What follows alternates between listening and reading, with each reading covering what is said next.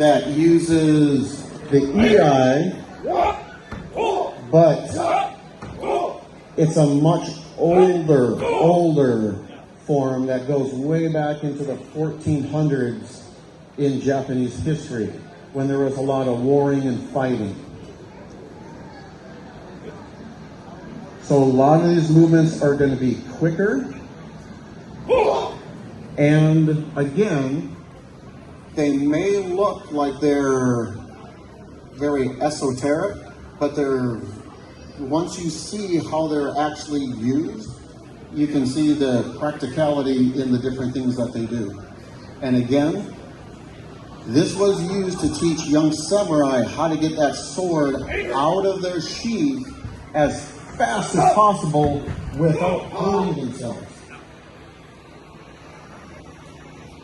Because a lot of times, if you're trained for battle, you are taught to take it out of the sheath and then you run into battle, as opposed to, oh, I'm just walking around town and doing my job and someone jumps out at me. All right, so in the same system that we just showed you, the very, very old one from the uses very long forms because it was there to teach them that you never really are done with an opponent until you're positively done with them, because they can come at you at any time. It was meant to be done in armor. So just imagine these two guys in old samurai armor, which was probably about 60 to 70 pounds worth, and you're fighting in that for hours at a time on a battlefield. When they would be doing these long types of forms in training, it kind of gave them a cardio workout so they could last longer on the battlefield.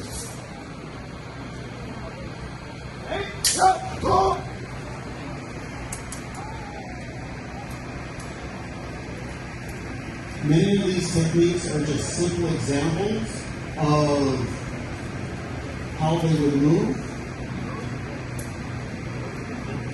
and always looking for openings within the opponent's armor. In these techniques, we are hitting blade to blade. Very rarely would you ever want to hit blade to blade. In training, we will do it because it gives you a kind of like a kinesthetic feedback, so that you know what you're doing and you're actually training to go for very specific targets.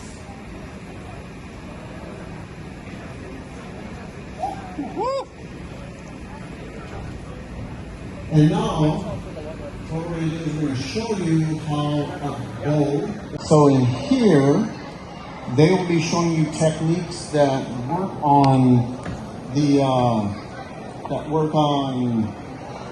fighting somebody in armor and finding those openings in the armor with the staff, but also how to counter someone with the staff.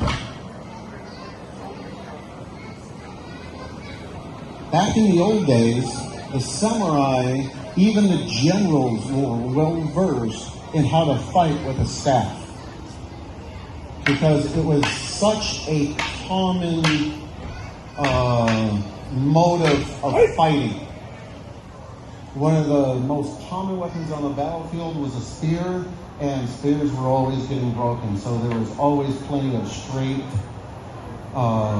sticks out on the battlefield that you could use.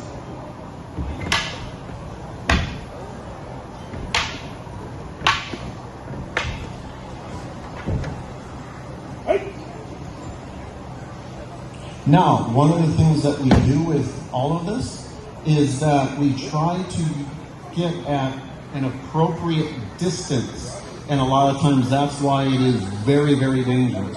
Now what we're going to do is we're going to show you how to use what's called a naginata, which is basically a blade at the end of a very long staff, and we're going to kind of use it in the same method that we just showed you.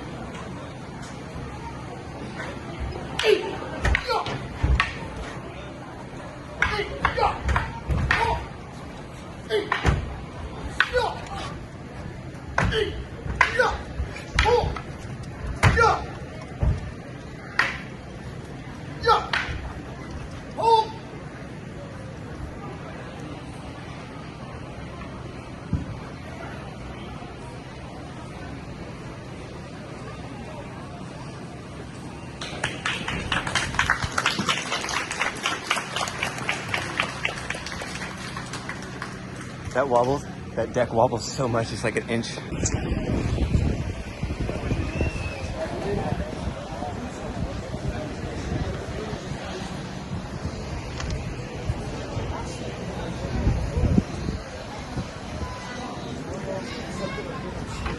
you grab that boat?